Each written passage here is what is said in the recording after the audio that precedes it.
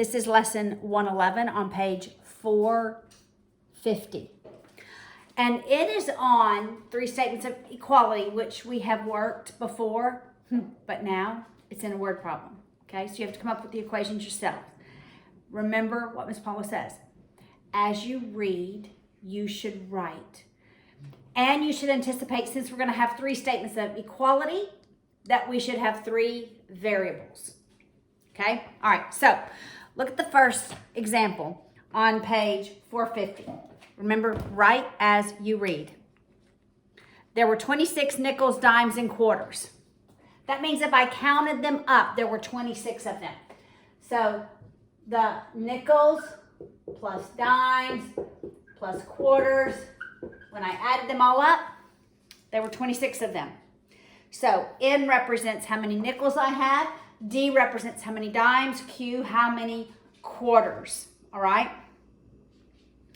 And their value was $2.25. That means when I took the nickels, multiplied them by 5 cents, took the number of dimes, multiplied it by 10 cents, took the number of quarters, multiplied it by 25 cents, I would get $2.25.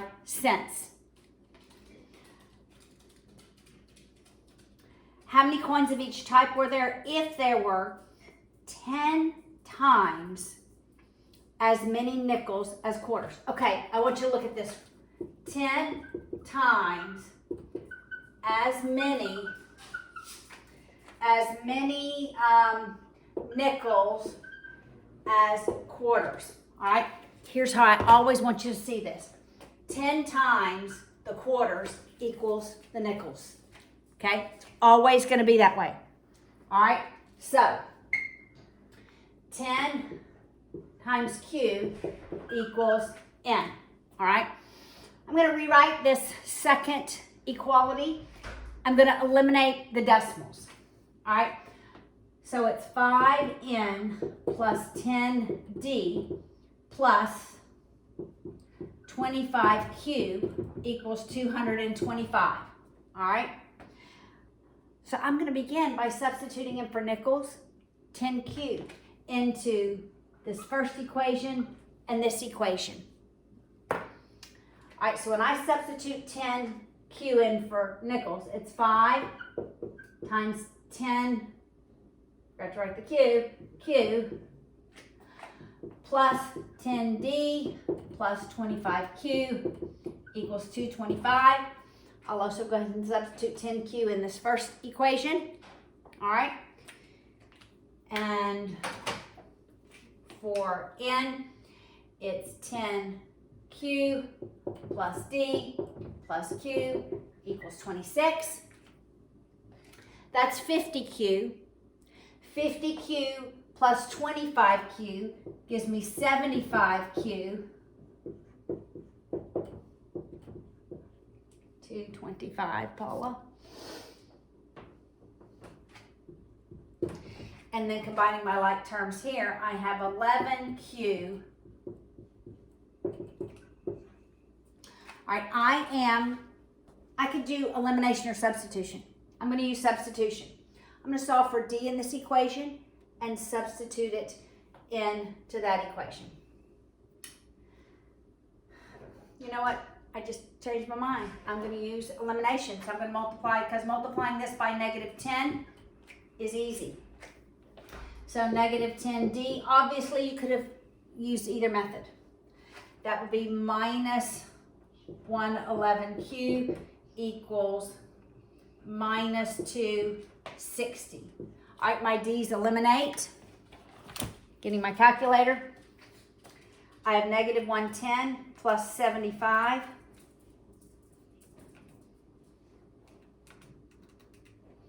Which equals negative 35Q.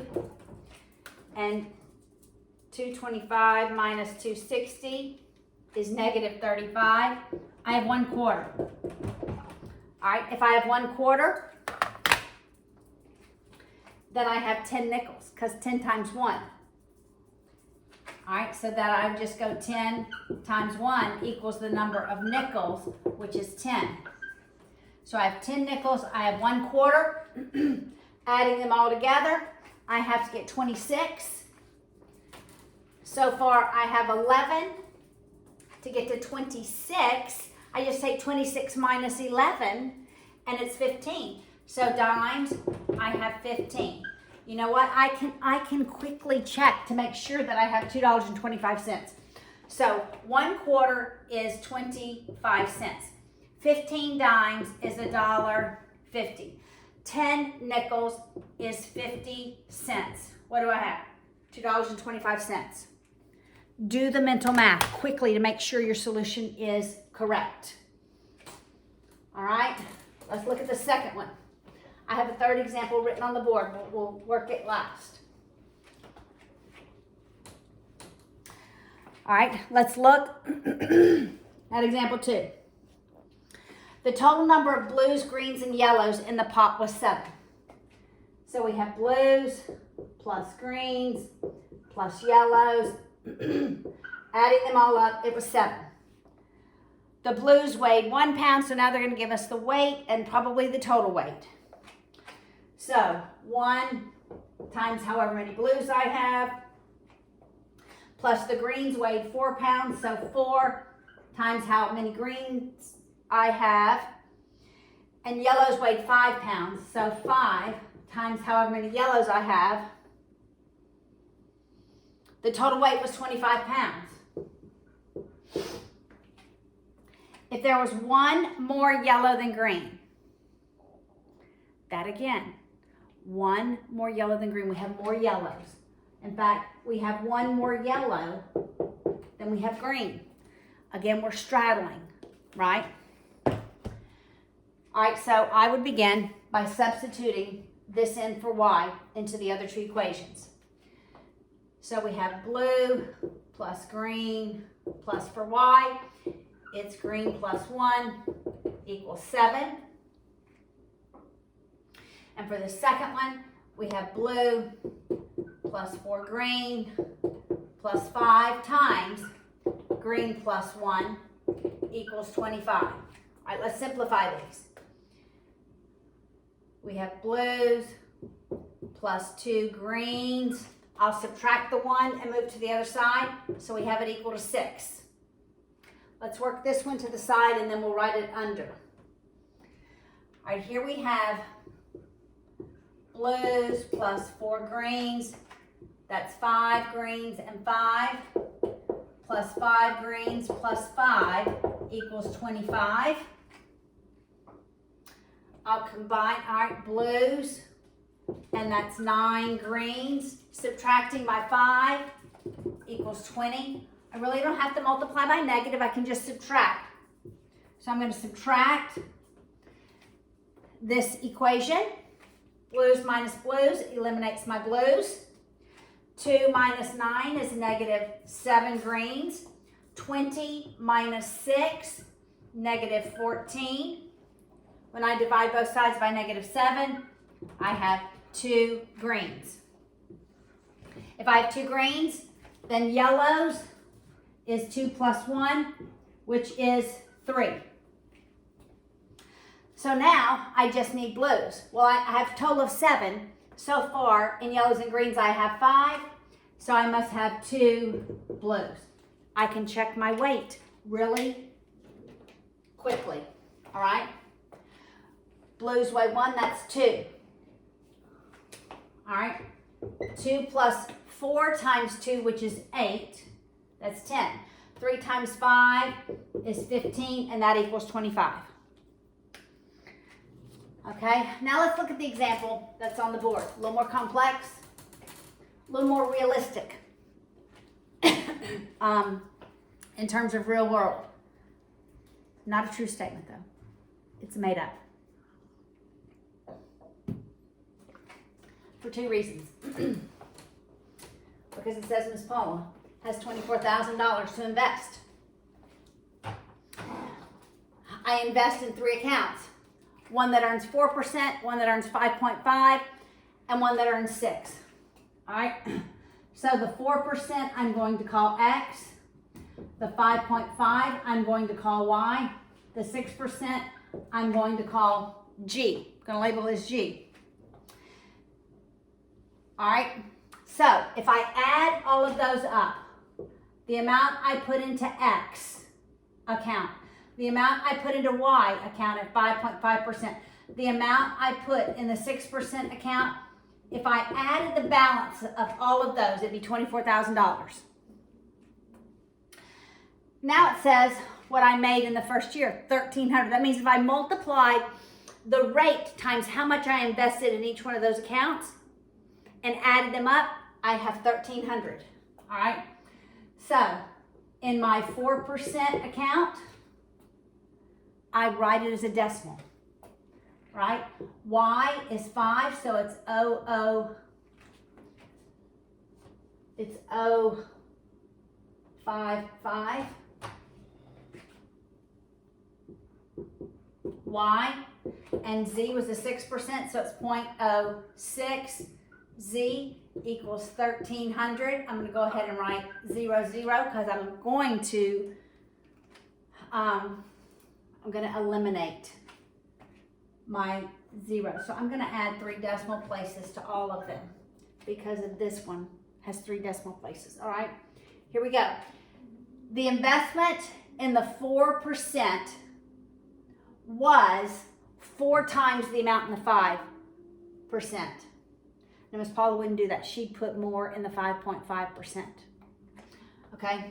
All right, so what I had in the 4%, the X account, was 4 times the amount that I had in the Y account. So I will begin again by substituting that into the other 2 equations. So we have 4Y plus Y plus Z is 24,000.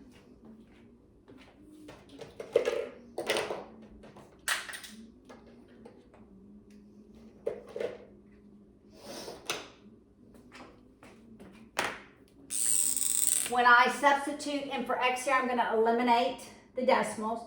So I have 40 times 4Y plus 55Y plus 60Z equals 1, 3, 1, 2, 1, 2, 3. All right, combining my like terms in both of them. All right, so this first one is 5Y. 5Y plus Z is 24,000. And this is 80Y, right? No, 160.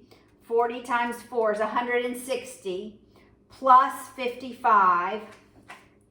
So combining those is 215Y plus 60Z equals 1, 3, 1, 2, 1, 2, 3. I'm going to solve for Z by subtracting the 5Y. Or actually, I'm going to multiply this by negative 60. It just seems okay to be able to eliminate. Because that makes this Z negative 60Z. So 60 times 5 and a negative, that's negative 300Y. And 60 times 24,000 as a negative is negative 1, 4, 4, and 1, 2, 3, 4 zeros. When I add them, the 215 minus the 300, that's negative 85Y because my Z's eliminate. And then I have negative 144, 1, 2, 3, 4. Oops, clear. Negative 144, 1, 2, 3, 4. Plus 1, 3, 1, 2, 3, 4, 5. It equals negative 14, 1, 2, 3, 4. When I divide by 85, what I've invested in the 5.5 is $1,647.06. Now, if I multiply that by 4, I get X. All right, so I multiply 1647.06 because we're talking money, right? I can have cents, and I want my pennies. So I multiply that by 4, and I get 6,588.24. To get the amount that I invest in Z, I take the 24,000, subtract what I put in Y, and subtract, well, X, and subtract what I put in Y. And I wisely put the most amount in the 6%.